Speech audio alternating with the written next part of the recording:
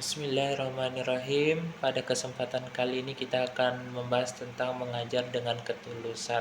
Ada beberapa poin yang harus kita perhatikan tentang mengajar dengan ketulusan. Yang pertama itu melihat murid sebagai manusia utuh, bukan sekedar angka. Ketulusan dimulai dari cara kita memandang murid. Setiap anak membawa latar belakang, rasa takut, kelebihan, dan masalah masing-masing ke dalam kelas.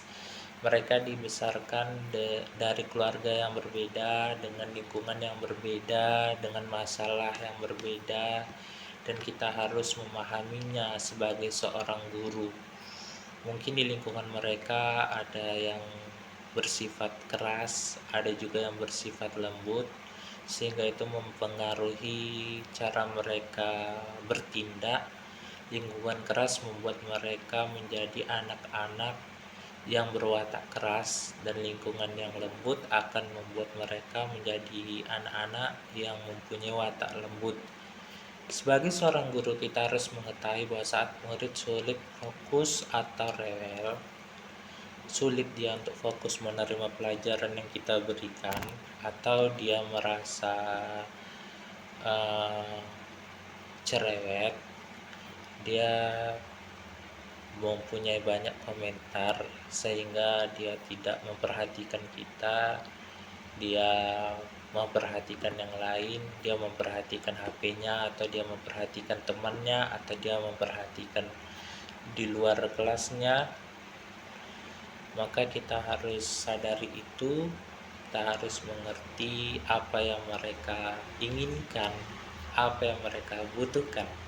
Tidak semua anak mempunyai semangat yang sama untuk belajar. Ada sebagian yang mempunyai semangat yang luar biasa dalam belajar, dan ada sebagian yang mempunyai semangat yang rendah dalam belajar.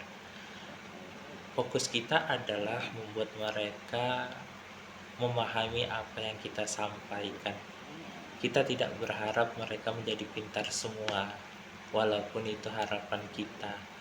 Kita berharap mereka bisa memahami apa yang kita sampaikan, bisa menjalankan apa yang kita sampaikan, dan bisa membantu sesamanya dengan apa yang kita sampaikan. Seringkali ada alasan di balik setiap tindakan yang dilakukan murid. Baik itu murid yang bandel, ada alasannya.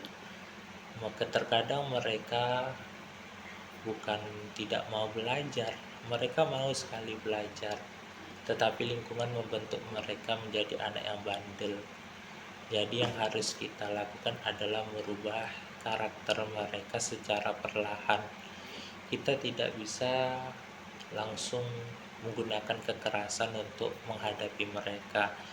Kita berikan mereka perhatian, kita tanya apa masalah yang mereka alami, sehingga kita dapat membantu mereka, sehingga kita dapat memberikan kemudahan bagi mereka agar mereka dapat fokus belajar.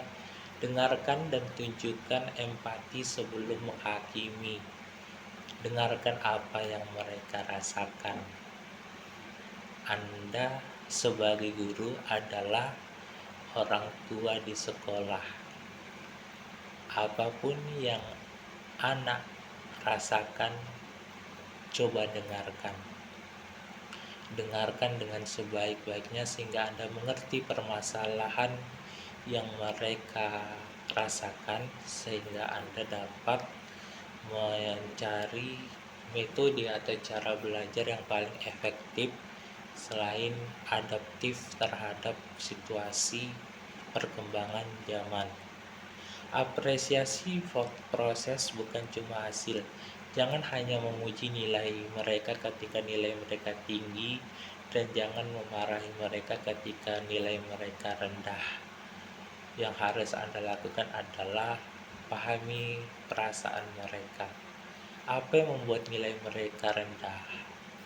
Apakah karena mereka kurang semangat dalam belajar, atau karena mereka fokus bermain, atau karena mereka fokus nonton TV, atau karena mereka fokus bermain game sehingga nilai mereka rendah. Kita tidak bisa langsung mengatakan bahwa mereka harus berhenti. Kita harus membagi waktu mereka agar sesuai dengan kapasitas otak mereka. Memang tidak salah kalau kita bermain game atau bermain dengan teman atau menonton TV, itu tidak salah. Tetapi pastikan bahwa belajar adalah prioritas utama.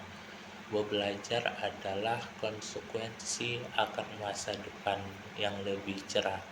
Jika kita belajar dengan bersungguh-sungguh, memang tidak menjamin masa depan yang baik, tetapi bisa merubah keadaan.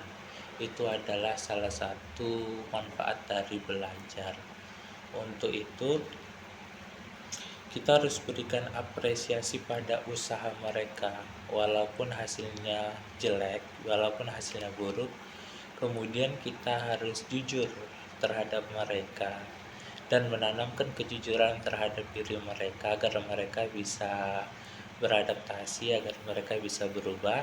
Dan perkembangan sekecil apapun yang ditunjukkan oleh murid yang sedang berjuang, baik itu berjuang dengan pikirannya, perasaannya, dan tindakannya. Kemudian kita bisa menjadi teladan dan hadir sepenuhnya dalam setiap yang mereka rasakan, dalam setiap kegiatan yang mereka lakukan. Saat memasuki ruang kelas, kesampingkan sejenak masalah pribadi. Jangan membahas masalah pribadi kepada anak murid, tapi fokuslah memberikan energi terbaik untuk mereka. Fokuslah memberikan pembelajaran yang terbaik untuk mereka. Fokuslah memberikan bimbingan yang terbaik untuk mereka. Fokuslah memberikan tindakan yang akan memperkuat pemahaman mereka, yang akan memperbaiki pola pikir mereka. Akui ketidaksempurnaan. Guru yang tulus tidak takut mengaku salah jika melakukan kehilafan atau berkata, Bapak atau Ibu belum tahu jawabannya. Jika kita belum tahu jawabannya, kita harus mengakuinya. Yuk kita cari tahu bersama-sama agar kita dapat mengambil pelajaran dari setiap apa yang kita pelajari. Kejujuran ini mengajarkan murid sikap rendah hati dan kehausan dalam belajar. Berikutnya, niatkan mengajar sebagai bentuk pelayanan dan investasi masa depan. Fokus pada dampak jangka panjang. Ingatlah bahwa kata-kata, senyuman, dan dorongan semangat yang kita berikan ini bisa menjadi kalimat yang memotivasi mereka hingga puluhan tahun mendatang. Bisa membekas di dalam hati mereka. Setiap perkataan yang kita berikan itu akan tersimpan di hati mereka. Mereka akan selalu mengingat guru-gurunya yang telah membawa kebaikan kepada dirinya, yang telah membuat dirinya menjadi sukses. Kemudian mengajar tanpa membeda-bedakan, memberikan perhatian dan kasih sayang yang adil, baik kepada murid yang paling berprestasi maupun murid yang paling sering membuat masalah.